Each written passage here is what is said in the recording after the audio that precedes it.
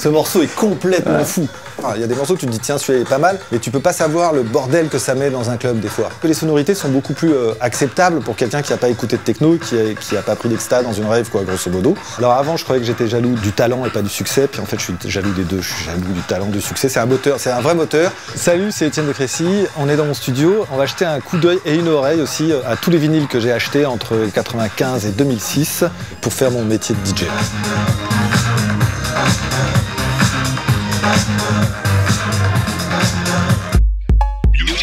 Au moment où j'ai redigué dans ma collection, c'est le vinyle, je suis retombé dessus. C'était une super surprise, c'est vrai que je me souviens de ce morceau, et c'est donc un morceau qu'on ne trouve plus en digital. Et c'est vraiment lui qui m'a donné envie de rejouer vinyle, en me disant il faut que ce truc-là, je le rejoue à nouveau dans un club. Je peux le mettre vite fait? Bah bien sûr. Alors c'est bizarre, c'est pas un morceau French Touch, ou c'est pas un morceau de l'époque, c'est un peu après.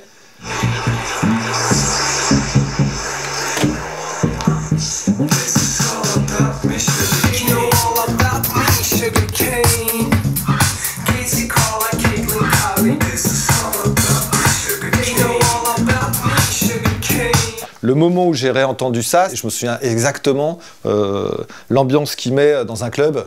Je me suis souvenu de toutes les soirées où j'ai joué ça. Alors par exemple là c'est un autre, alors ça c'est un morceau, je suis hyper content de l'avoir retrouvé, c'est pareil, je savais même pas qu'on l'avait gravé sur disque, c'est un morceau qu'on avait fait avec Philips Dar, donc c'est un morceau inédit de Motor Bass qu'on a fait donc longtemps après la sortie de l'album. On a beaucoup essayé de faire un deuxième album, et donc celui-là c'est un track qu'on avait repris à l'époque où on faisait le premier album. C'est un morceau qu'on n'avait pas gardé pour l'album. Ça, normalement, c'est la matière première du vinyle, c'est la cire sur laquelle on grave le vinyle. Normalement, on envoie ça à l'usine qui le développe et qui peut tirer des milliers de copies. Et en fait, ça, c'est le truc original, donc on ne l'a pas envoyé à l'usine. Donc c'est encore la cire sur laquelle a été gravée. C'est un exemplaire unique. Et donc j'étais hyper content de le retrouver. On peut l'écouter vite fait.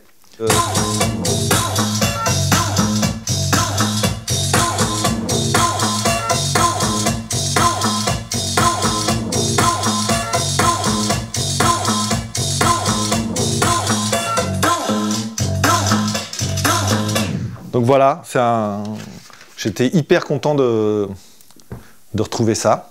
C'est un super track et un super souvenir. Très emblématique des années 90, par exemple c'est celui-là de Armand Van Helden. Alors Armand Van Helden, c'est quand même le mec qui a traversé les époques de manière incroyablement brillante.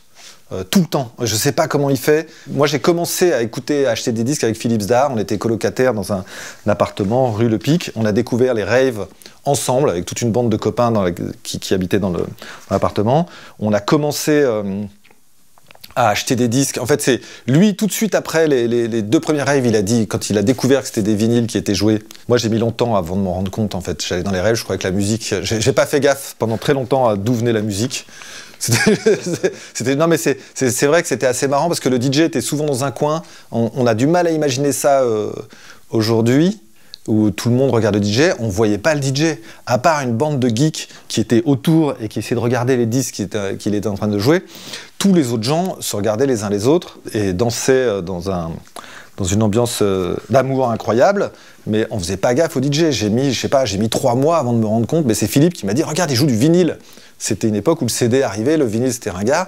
On était là, quoi, du vinyle? Impossible que cette musique-là sorte d'un vinyle. Donc quand Philippe s'en est rendu compte, il a tout de suite cherché les magasins de disques qui vendaient ça. On est allé chez les magasins, c'était BPM, Rough Trade à l'époque, acheter des trucs comme ça, on s'est acheté des platines. On a commencé à découvrir le truc, il y avait déjà Armand Van Helden en fait. Et il avait ce truc d'un son, nous on venait on était ingénieur du son dans le hip-hop, et Armand Van Helden il avait déjà ce son très fat. Très gros, là où la techno qui venait de Détroit, où la techno anglaise était très froide, très synthétique, Armand Van Helden, il avait déjà amené, lui et Kenny Dope, ils avaient déjà amené ce côté sample et chaud dans la musique, donc lui, il était déjà là. Et le gars a un son qui fait que tous les disques qu'il fait, quand tu les mets dans un club, c'est tout de suite la fête. Je sais pas comment il fait, mais c'est tout de suite la bonne ambiance. Il y a une autorité, on va dire, du fun qui est assez dingue. Et même si les morceaux, ils sont toujours assez... Enfin, c'est assez sourcil français quand même. Hein. Mais il y a un truc, ça emporte toujours. Il a ce son-là qui est incroyable. Et alors là, justement, le morceau, il le fait avec DJ Sneak, qui est aussi un autre DJ dans le même genre, qui a ce côté très fat dans le son, et qui nous a énormément influencé. Le fait d'avoir justement de la musique électronique, de la techno, mais avec une attitude. Hop, je passe l'intro. Alors très 90.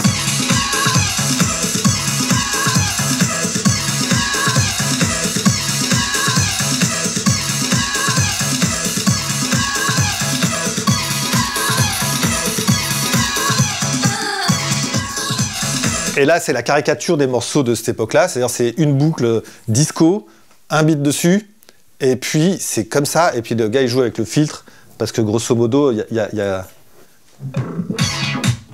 Après, ouais. Et donc c'est vrai que c'était la façon de faire les morceaux était assez débile et démente justement. Et donc celui-là, je me souviens, au moment où j'ai revu la pochette, je me souviens exactement la guerre que mettait ce morceau dans les clubs. Alors, je crois qu'en plus Armand Van Helden, d'après ce qu'on m'a dit, je sais pas si c'est une vraie truc, il faisait pas ses beats, il prenait dans une banque, des banques de beats en CD apparemment, et il samplait le beat, une mesure, paf, il le mettait, et il se faisait pas chier à programmer les charlets, les caisses claires, les kicks. C'était comme ça, une boucle disco, un truc, donc il fait ses morceaux très rapidement, et après, il avait cette magie-là, je sais pas, de producteur, de faire que le morceau, il devenait fou. Quand t'écoutes chez toi, tu peux pas savoir, il y a des morceaux, tu te dis tiens, celui-là est pas mal, mais tu peux pas savoir le bordel que ça met dans un club des fois. Ah bon, alors celui-là, je peux le montrer parce que ça c'est pareil, c'est exemplaire. Alors ça c'est le tout premier maxi du label Solide qu'on avait monté avec Alex Goffer et Pierre-Michel Levallois. Après le premier maxi de Motorbass qui était en 93, et Pierre-Michel nous a contacté, Alex et moi, en disant ouais, Motorbass c'est trop bien, venez on fait un label nous aussi. Moi j'ai dit ouais, ok, à fond. Et donc voilà, c'est Alex Goffer. Alors en vrai, le maxi qui est sorti, il est comme ça. Le processus là s'appelle l'héliophore, le processus d'impression. C'est une impression sur de l'aluminium, et c'est le grand-père d'Alex Goffer qui avait inventé ce procédé. Et donc c'était encore son oncle qui avait l'usine qui fabriquait ça. Donc c'est H5, Antoine Bardoujaquet et Ludovic Couplin qui avaient fait la pochette. Et on était allé imprimer ça à l'usine du grand-père d'Alexis. On avait collé les pochettes à la main après chez Pierre-Michel. Et donc au moment d'imprimer le maxi qui était comme ça, on en a fait quelques exemplaires. Rouge et vert, et donc là c'est vraiment extrêmement rare. Celui-là j'emmènerai pas sur la route. Ouais. Et voilà, et ça donc c'était le tout premier maxi de d'Alex, qui d'ailleurs il s'appelait Alex, et en vrai Goffer c'était le nom du maxi.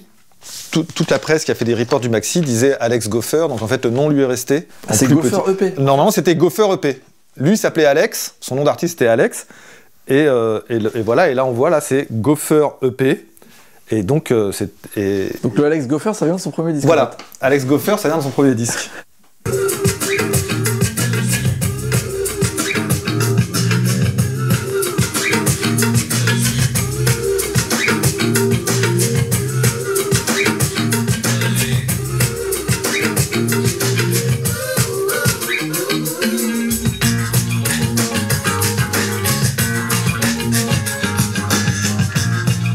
On reconnaît le style Alex Goffer quand même. Alors c'était avant l'électronique en fait. Hein.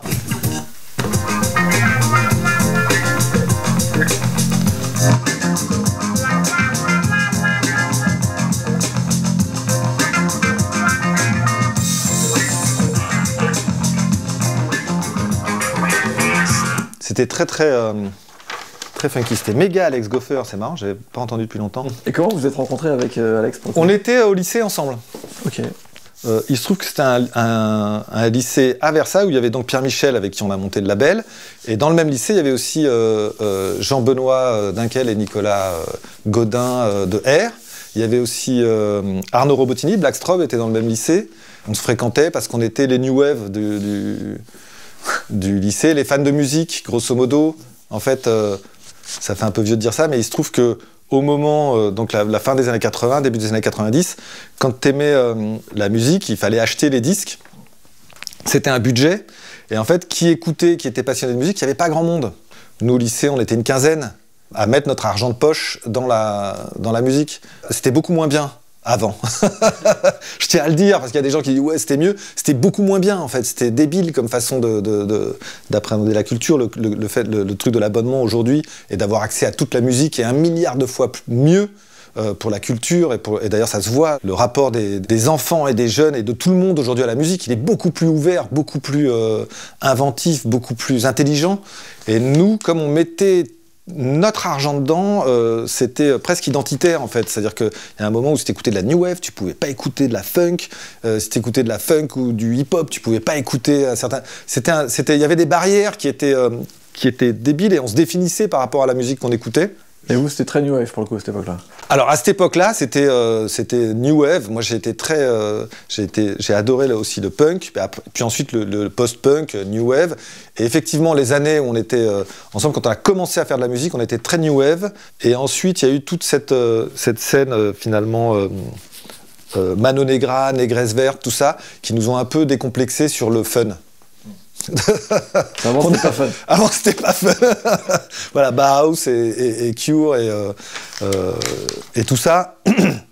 On était loin du fun. Et il y a eu un moment où il y a eu effectivement cette énergie-là qui a dit, mais en fait, finalement, on peut peut-être rigoler dans la vie. Je suis arrivé à Versailles à l'âge de 16 ans à peu près. Je venais de Marseille. Et j'ai fait mon lycée à Versailles. Après, je suis allé à Paris. Mais donc, il y avait en plus cette ambiance à Versailles où tu rigoles pas beaucoup. Ouais. Il faut dire les choses. Surtout par rapport à Marseille, ça devait faire un grand écart. Par rapport à Marseille, c'était très différent.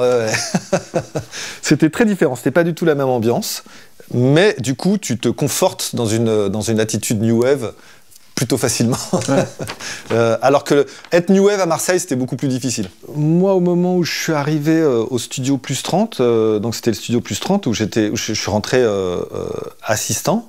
Et Philippe était ingénieur dans le studio, ingénieur maison, on disait à l'époque, c'est-à-dire qu'il n'était pas encore freelance, il continuait à être salarié par le studio et faire les séances du studio. Et lui, il était déjà très copain avec Hubert, avec Boom Bass. Je crois que Philippe, il écoutait Metallica, lui, il avait un groupe de hard rock quand il était jeune. Je pense que c'est Hubert qui a amené l'influence funk. En fait, et à Philippe, puis à moi par capillarité, on va dire. C'est lui qui avait cette connaissance-là. Moi, au moment où j'étais donc assistant de Philippe, j'ai découvert justement tout ce monde-là, tout le truc funk qui était un truc complètement interdit dans notre culture new wave donc je venais de m'installer à Paris, mais ma bande de copains, c'était encore les New Wave de Versailles. Et donc, quand je suis arrivé en disant « Ah ouais, mais les gars, écoutez ça, c'est bien », c'était genre n'importe quoi, tu vois. Le truc passait pas du tout, c'était un truc qui était interdit. Et moi, c'est vrai, quand j'ai écouté, en fait, je crois que le truc, il s'est fait avec un disque de Sly Stone. Bon, je sais plus, c'est Philippe qui parlait, Philippe et Hubert, dans une séance, ils parlaient de Sly Stone, mais ils n'avaient pas le disque, hein. Le lendemain, je suis allé à la Fnac, j'ai acheté un disque parce que la pochette, elle me semblait marrante. J'ai écouté et là, tout d'un coup, j'ai dit, mais en fait, j'adhère.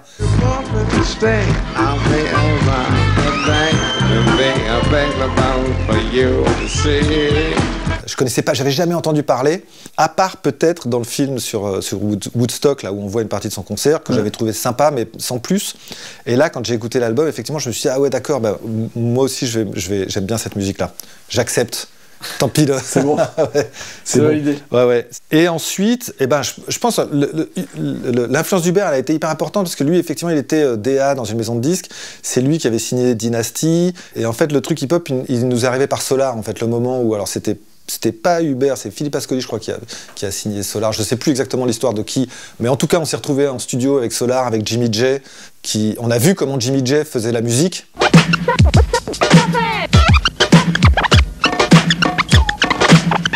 Et là, ça a été effectivement une révélation de dire... moi, j'avais un groupe, en fait, un peu punk, un peu new wave, mais je jouais assez mal de la basse. Et donc, moi, c'est le groupe qui avait fait que je savais que je voulais faire de la musique. Par contre, je savais que mes talents de bassiste, ils me permettraient pas de vivre. C'est pour ça que j'ai essayé d'être ingénieur du son, en me disant ça, je vais réussir à le faire.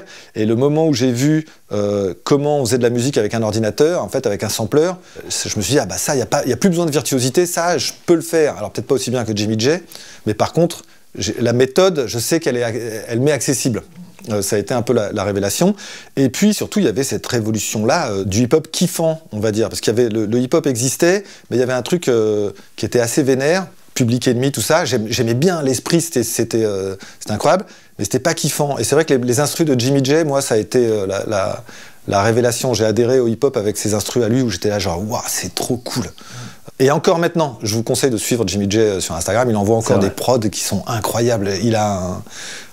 C'est un génie de la prod, en fait, ce gars-là. Et c'était effectivement en même temps le moment où il y avait où il y avait Tribe Called Quest aussi, il y avait Jungle Brothers, il y avait tout ça, toute cette vague-là du hip-hop. En plus, c'était la musique du présent, c'est-à-dire il y a un moment où on adhérait à un truc, là où quand t'écoutais Sly Stone, c'était quand même la musique des darons, là c'était notre musique, c'était notre génération. Et donc ça a été vraiment une grosse révélation. Et puis ensuite, on est passé à la techno, en fait, en allant dans une rave un jour. Au moment où on allait dans les raves, le gros tube, c'était... Voilà, les gros tubes, c'était ça. Ouais, voilà.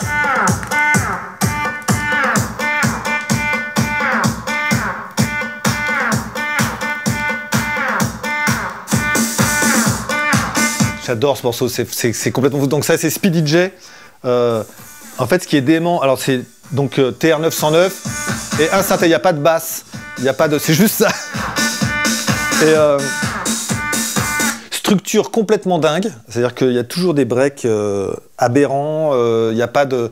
C'est la construction par rapport à aujourd'hui, tout a été tellement codifié, maintenant on sait exactement comment construire un drop, mais là, tu sens la structure, elle est complètement aberrante, il y a des breaks hyper longs, puis après ça part pas. Ça, c'est un morceau qui m'a traumatisé, c'est-à-dire la simplicité du son et la débilité du truc, vraiment ça a été le truc, mais j'adore, j'étais ah mais c'est trop bien, parce que son gimmick, il est quand même méga bien.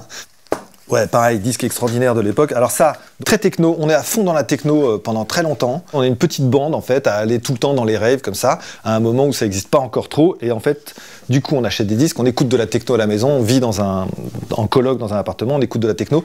Et tous nos potes qui écoutent de la musique normale comprennent pas ce qui se passe. Parce que c'était vraiment de la musique... tu vois, ce qu'on a entendu, ça, on écoutait ça le matin, on se levait, hop, et on mettait pullover de Speedy J, et la journée démarrait comme ça. Et ensuite, à force d'écouter beaucoup de techno, on se rend compte qu'il y a aussi tout un pan de la musique qui est plus house music, justement, un peu plus funky, qui match finalement avec la musique hip-hop qu'on écoutait. Naturellement, on se dirige un peu plus vers cette musique-là. Et là, je me souviens, donc ça, c'est Merck, le label Merck. Tu vois, il y a leur nom en plus, Ralph Falcon et Oscar, mais le truc a été effacé. Mais qui continue à faire de la musique aujourd'hui, qui continue à faire des trucs super. C'est des gars de Miami. Et donc ça aussi, pareil, grosse révélation sur ce morceau-là.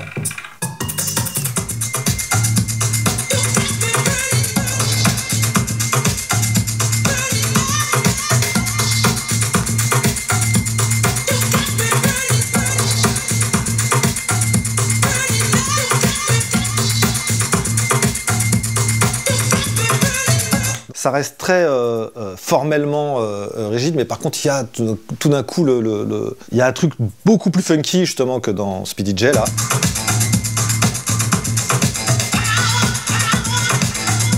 Et morceau complètement, il est tout le temps pareil, tout le long du truc, c'est toujours la même chose, donc complètement basé sur le côté hypnotique de cette musique, donc beaucoup plus lent.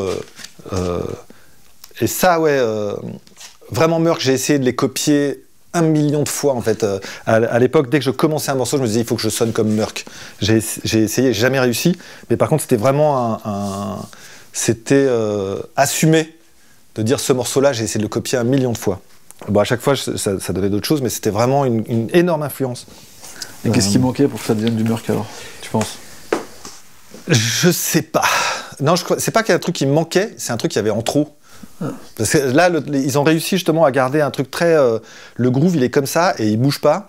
Et en fait, moi, j'ai peut-être jamais réussi à trouver la sauce pour que j'ai plus rien à faire, en fait. Une fois que c'est lancé, je laisse comme ça, j'ai plus rien à toucher, c'est toujours bien. Là, tu te lasses pas, alors que c'est toujours pareil.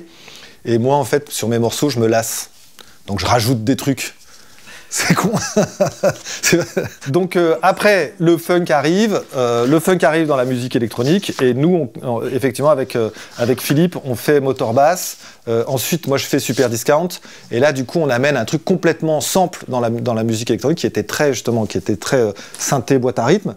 Et c'est ce truc qui fait que nos amis normaux, qui écoutaient de la musique normale, tout d'un coup ont un accès à la musique électronique parce que comme on utilise des samples, il y a des trucs reconnaissables en fait, il y a une porte d'entrée plus facile. C'est des instruments, tu vois, on reconnaît des instruments en bois, des caisses claires, des guitares, des trucs. Le truc qui change, c'est des structures qui étaient interminables, qui étaient en boucle justement, qui étaient complètement hypnotiques. Mais par contre, les gens tout d'un coup arrivent, je pense, à rentrer dans cette musique-là par ce biais parce que les sonorités sont beaucoup plus acceptables pour quelqu'un qui n'a pas écouté de techno, qui a pas pris d'exta dans une rave, quoi, grosso modo. Et donc, tout d'un coup, les gens commencent à s'intéresser à ça, et c'est ce moment-là. Tu vois, le premier maxi de Motorbass, c'était 93, donc il y a 30 ans aujourd'hui. Le deuxième maxi, ça doit être 94, peut-être 95, et tout d'un coup, c'est Philippe qui a eu cette idée de génie, qui a dit, plutôt que faire un autre maxi, on va faire un album. Alors ça semble complètement débile aujourd'hui, mais à l'époque, faire un album dans la musique électronique, il n'y avait que des maxis, c'était une idée complètement dingue. Et du coup, on s'est dit, mais c'est trop bien, un album, n'importe quoi, viens, on fait un album. Et en fait, entre le moment où on commence à bosser dessus et le moment où il sort, et ben finalement, il y a les Daft Punk qui sont arrivés, il y a Air qui est arrivé, et on se retrouve à un truc qui était complètement, non mais underground, à un point qui était dingue, c'est-à-dire que les raves, vraiment, on était 500 personnes à Paris, on faisait toutes les raves. En un an, c'est passé de 500 à 4000. Et puis 2 ans après, en fait, le clip de Super Discount passait sur M6 le matin, entre Pascal Obispo et Zazie. C'est-à-dire le truc, il est arrivé à une vitesse assez dingue, alors qu'au départ, vraiment, tu vois le morceau de Speedy J plus 8, on se disait, on rigolait en disant, haha, dans le futur, on écoutera ça dans les fêtes foraines. Et effectivement, c'est ce qui s'est passé, mais on n'y croyait pas du tout. C'est vrai que maintenant, t'écoutes beaucoup de techno et de trance dans les fêtes foraines. Tout arrive en même temps et c'est super. Et là, c'est un disque alors vraiment que j'ai poncé. Donc c'est Jess et Crab qui sont toujours des producteurs d'ailleurs, hein, ils continuent à faire de la musique. Et là, celui-là, pour moi, c'est le truc emblématique de cette époque-là. Une house music avec attitude, on va dire. Très funky, un peu disco, mais sourcils froncés avec... tiens, on va écouter vite fait. Avec une structure aussi hyper étonnante. On ferait plus ça à l'époque. On ferait plus ça aujourd'hui.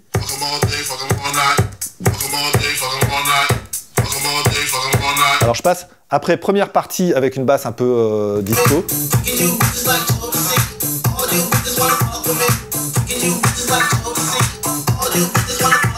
Et puis au bout de hyper longtemps, il y a le break.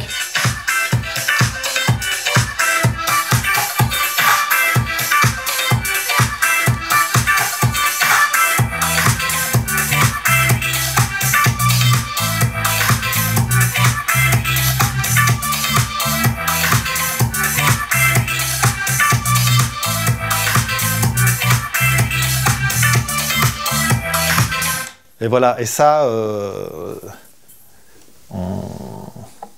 morceau que j'ai poncé et on a cassé des clubs avec ce track-là. C'était avant Stardust, mais on sent un peu le même genre de, même genre de guitare assez hyper médium, basse énorme. Alors là, on l'entend pas comme ça, mais alors il y a des subs qui font que dans un club, la basse, elle enveloppe tout, elle emporte tout. Et pour moi, ça c'est vraiment le morceau emblématique de cette période qu'on peut appeler French Touch. Ça y est, c'est bon. Et oui, et dans cette période aussi, ouais, il y a un disque qui est super. Voilà, c'est celui-là. Je crois qu'il n'y a pas eu beaucoup d'exemplaires. Donc justement, là, Daft Punk, remixé par Armand Van Helden. Alors tu vois, celui-là, pareil, il a été beaucoup abîmé. Je crois pas qu'il y ait eu beaucoup de... Je crois qu'il n'y a pas beaucoup d'exemplaires de ce disque-là. Et donc le remix... Il est complètement fou. Il y a 2 artistes extraordinaires. En fait, il y a Daft Punk et Armand Van Helden sur le même morceau. Je crois que c'est un des meilleurs morceaux d'Armand Van Helden, un de ceux que je préfère, et qui est hyper représentatif aussi de l'ambiance de cette époque. Je mets le...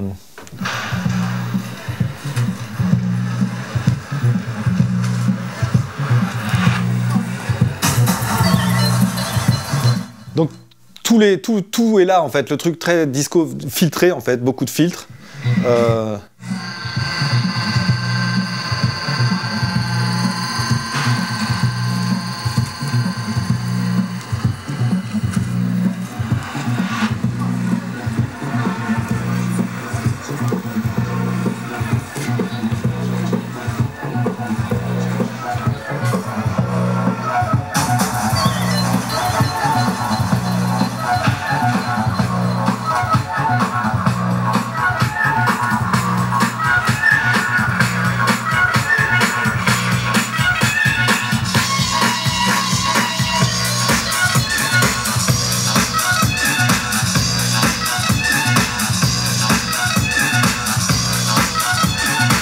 Ça fait partie aussi des disques qui ont fait que j'ai eu envie de rejouer en vinyle.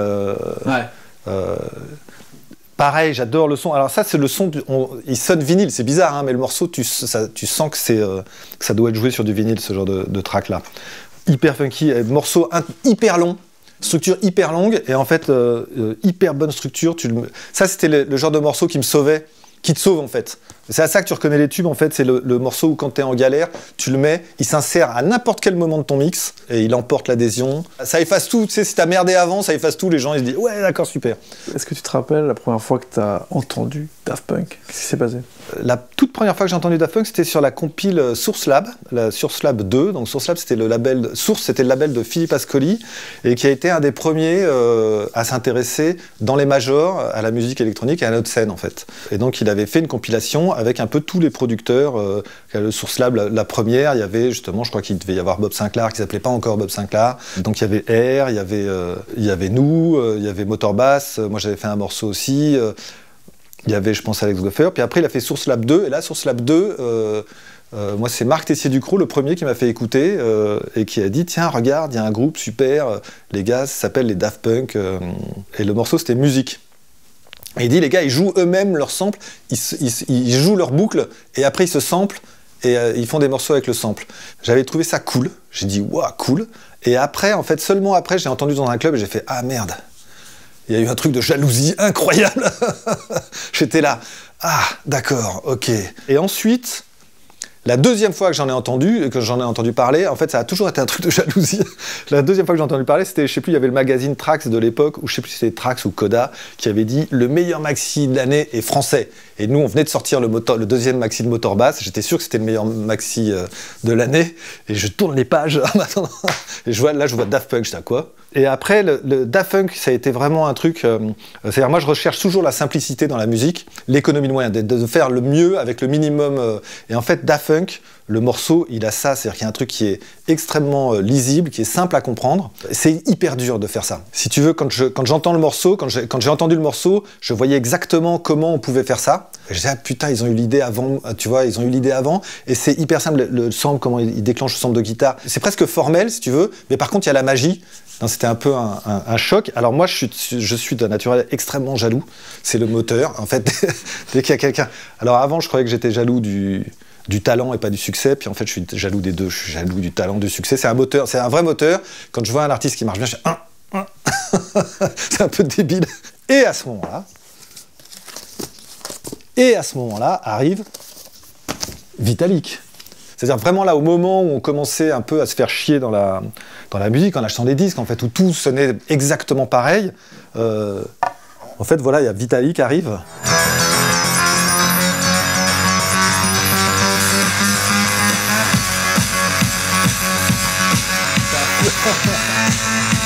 C'est un fou. Ça marche toujours. Non, mais c'est fou. Ce morceau est complètement fou. T'as vraiment qu'il y a quelqu'un qui a ouvert la fenêtre dans une chambre d'ado, quoi. Tu vois, t'es là, genre, waouh, putain, l'air frais que ça a amené. Et tous les gens, justement, qui ont fait cette scène Electroclash, il y avait Mix Keating, The Hacker. En fait, il y avait à nouveau l'ambiance de la techno, en fait, qui moi, m'avait fait me mettre, enfin, qui nous avait fait nous mettre dans la musique électronique. C'était cette ambiance techno, finalement, qui était assez violent, qu'on avait perdu, finalement, avec nos boucles disco, qui étaient super, mais il y a un moment où c'était devenu Energy Music Awards et compagnie, on cherchait à faire des succès, et tout d'un coup, ces gars-là sont arrivés avec ça en disant « Ouais, souvenez-vous, au départ, comment c'était ?» Et là, effectivement, ça avait été... Donc, il y a eu deux révélations dans ce truc-là. Il y avait ça, et puis un groupe qui s'appelle Alter Ego.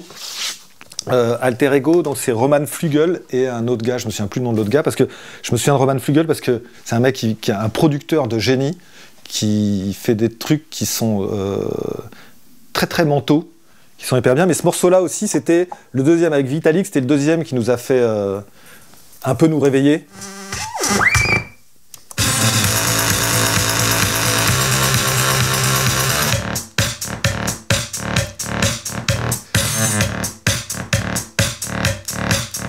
Super, j'adore ce morceau aussi. Et ça, pareil, énorme claque. Et eux, ils ont amené en plus le côté...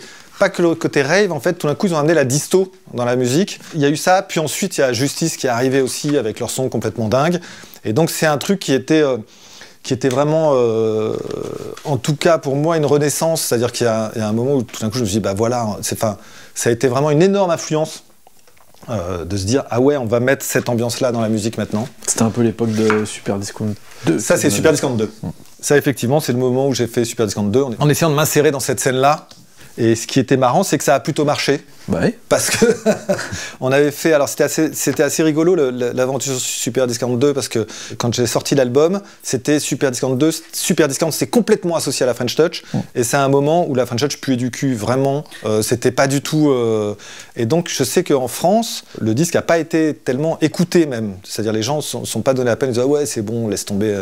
Et nous on a commencé une tournée, j'ai fait une tournée, et là j'avais appelé Julien Delfaux et Alex Goffer pour venir avec moi sur scène parce que j'avais trop peur d'être tout seul en live. Et on avait fait un morceau, le morceau emblématique du Super Discount 2, qui était Fast Track. On l'avait fait tous les trois, donc je me suis dit, vas-y, on se met tous les trois. On avait pris plein de matériel et on a commencé à faire une tournée. Et là, c'était marrant parce que on est reparti de zéro. C'est-à-dire là où avec Super Discount, on était arrivé quand même. J'étais arrivé à un stade de notoriété. Super Discount 2, on a fait la tournée, on a commencé à jouer dans des bars en fait, et dans des bars pas en France, dans des bars en Allemagne ou en Belgique. Mais quand je dis des bars, c'est vraiment des bars. Hein, attention, c'était pas des boîtes de nuit. Et puis notre live, avec justement hardware, que des machines, c'était très très lourd à l'époque. En fait, il avait un côté assez efficace. On s'est bien démerdé. Et en 2 ans de tournée, on a fini finalement sur des grosses scènes. Genre on faisait Roskilde, on faisait I Love Techno en Belgique, qui était à l'époque un énorme Rock Werther. On a fait le tour de l'Europe, tu vois, on jouait à Monégro, tout ça. Et pas en France. Et en fait, en France, on a commencé à jouer à la fin de la tournée. Le Super Discount 2 était découvert assez tard. Mais par contre, il y avait ce truc, moi, que je trouvais marrant, c'est quand je jouais dans les soirées, je jouais donc plutôt les morceaux de Super Discount 2. Et tous les jeunes qui étaient là connaissaient presque pas le 1. Et donc je m'étais dit, bah voilà, j'ai réussi. J'ai réussi à m'insérer dans la scène. J'ai quoi d'autre? Si, ça c'est marrant, un morceau, un rework. Alors je joue jamais des reworks. Celui-là, je suis retombé dessus justement. C'est un rework de Thriller par Démon. Je sais pas s'ils l'ont sorti à beaucoup d'exemplaires. Et en fait, normalement, j'aime pas trop les reworks, mais alors celui-là, il est complètement dingue.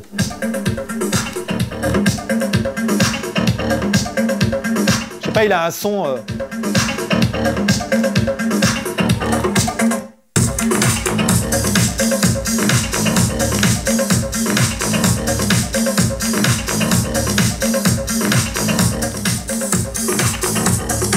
Il a un son assez dingue. Voilà, un rework, un seul. Le seul du set. Ouais. Ouais. Bon, après les autres, c'est tellement des samples que en fait, des fois. Et après, un petit dernier. Voilà, ça c'est pareil, c'est les trucs que j'ai retrouvés, les disques que j'avais oubliés et que j'adore, c'est donc The KS. Featuring Robert Owens, mais alors moi c'est l'instru que je joue. En fait, justement, c'était Yvan Smag qui le jouait avant moi dans un set, je jouais après lui, et il avait joué pendant son set. Pas de Shazam à l'époque, donc en fait j'étais là, putain c'est quoi? Et c'est méga bon morceau pour finir un set. Je sais pas de quand il date ce track.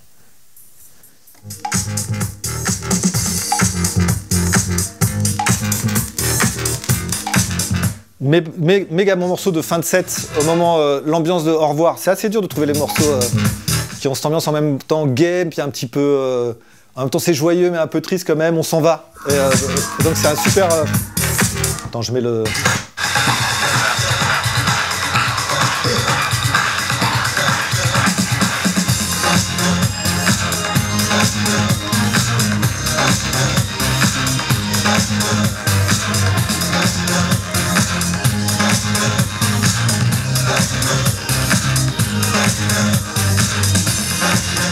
J'adore ce track. Donc voilà, c'est un bon morceau de fin ça. Non ?